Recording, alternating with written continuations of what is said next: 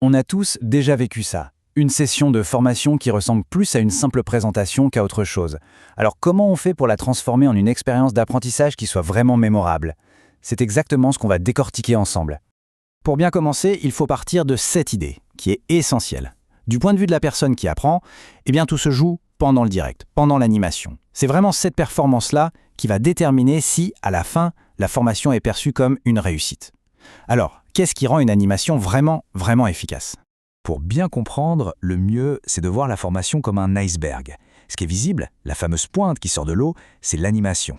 Mais ce qui soutient absolument tout, la partie immergée, qui est massive, c'est un travail colossal de préparation, de conception, de logistique.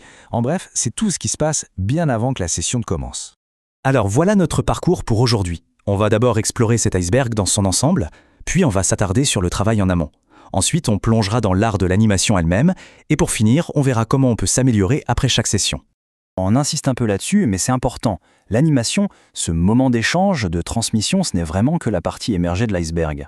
La qualité de ce qui est visible dépend directement et entièrement de la solidité de ce qui ne l'est pas. Bon, passons maintenant à cette base invisible. Une animation qui a l'air fluide, naturelle, sans effort, c'est quasiment toujours le résultat d'une préparation méticuleuse.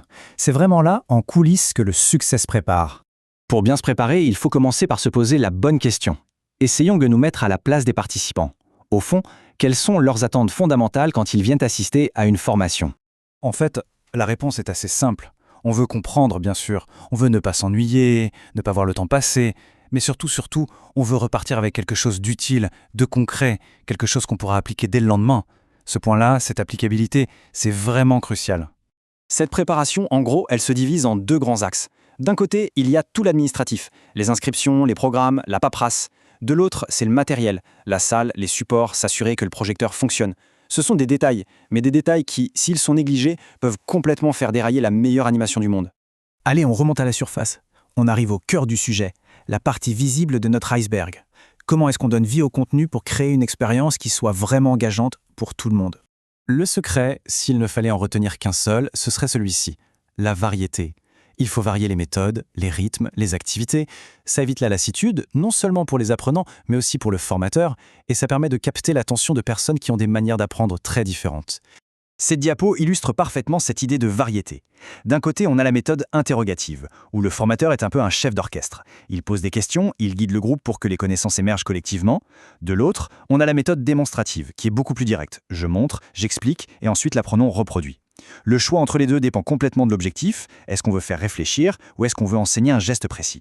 Passons maintenant à quelques outils très concrets à mettre dans sa boîte. D'abord, le brainstorming. C'est un grand classique, mais il est toujours aussi puissant. C'est parfait en début de session pour voir ce que le groupe sait déjà, ou alors pour lancer une phase plus créative. La règle d'or, on la connaît, à ce stade, aucune idée n'est mauvaise. On libère la parole avant de commencer à structurer. Un autre outil que j'adore, les sous-groupes. C'est une technique qui est fantastique pour passer d'une réflexion individuelle à une production qui est collective. La clé du succès, c'est d'être très clair sur la consigne. On fixe un temps précis, disons 20 à 30 minutes, et on désigne un rapporteur par groupe. Ça garantit que tout le monde participe et que les idées convergent efficacement pour la restitution. Et enfin, pour évaluer ce qui a été appris de manière un peu plus ludique, il y a le quiz show ou le format info ou intox. C'est très engageant, ça crée une dynamique de jeu et ça permet de vérifier si les messages sont bien passés sans la pression d'un examen formel. Voilà, la formation est terminée. Mais le travail, lui, ne l'est pas tout à fait. Cette phase de réflexion après coup, elle est absolument cruciale pour progresser en tant que formateur. C'est le moment où l'on apprend de sa propre expérience. Il y a deux moments clés pour cette évaluation. D'abord, l'évaluation à chaud, juste à la fin de la session. Elle mesure la satisfaction immédiate. Et puis il y a l'évaluation à froid, bien plus tard, qui, elle, cherche à savoir si les compétences ont été réellement appliquées sur le terrain.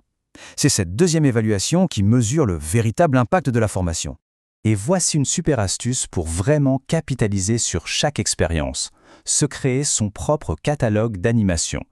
Pour chaque sujet, on note les activités qu'on a utilisées, on analyse ce qui a bien fonctionné, ce qui a moins bien marché.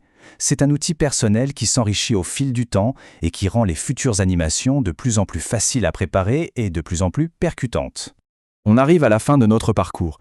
Et pour conclure, une question pour aller plus loin.